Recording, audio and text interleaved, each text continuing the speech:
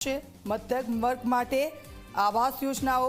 નાણામંત્રી નિર્મલા સીતારમણે અંતરિમ બજેટ રજૂ કર્યું। 7 લાખ સુધીની આવક પર કોઈ પણ ટેક્સ નહીં લાગે। 7 લાખની આવક છે તેમને કોઈ ટેક્સ ભરવાનો નથી રહેતો। 2025 અને 26માં દેશની ખાદ્ય ઓછી રહેશે। ટેક્સ રિફંડમાં લાગતો સમય હવે ઘટી ગયો છે। તો ઘણા બધા ચેન્જીસ થોડા કરવામાં આવ્યા છે।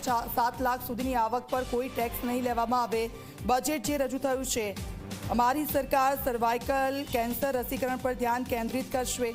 ખાસ કરીને મહિલાઓ અને બાળકો પર ફોકસ છે। સાથે સાથે મધ્યમ વર્ગ માટે પણ કેટલીક યોજનાઓ છે જે લાવવામાં આવ્યા છે અને જે ધ્યાન કેન્દ્રિત કરવામાં આવ્યું છે તેમાં કેટલાક કાર્યક્રમો હેઠળ માતૃત્વ અને બાળ સંભાળ યોજનાઓ પણ કે જેના કાર્યક્રમ હેઠળ લાવવામાં આવી છે।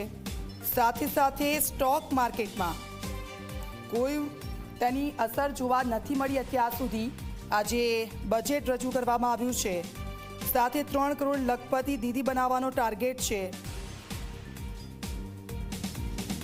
અને સાથે જીડીપી, ગવર્નન્સ, ડેવલપમેન્ટ અને પરફોર્મન્સ પર ભાર મૂકવામાં આવ્યો છે આ બજેટમાં। સાથે ખેડૂતોને પણ આવરી લેવામાં આવ્યા છે। 4 કરોડ ખેડૂતોને પીએમ ફસલ વીમા યોજનાનો લાભ મળશે। કેટલીક યોજનાઓ છે જેનો લાભ સીધો ખેડૂતોને મળશે। 4 કરોડ ખેડૂતોને પીએમ પાક વીમા યોજનાનો લાભ આપવામાં આવ્યો। દેશમાં દરેક વર્ગોનો સર્વાંગી વિકાસ થશે। દરેકને વીજળી, રાંધણ ગેસની સુવિધાઓ આપી છે। દેશના 80 કરોડ લોકોને મફત રાશન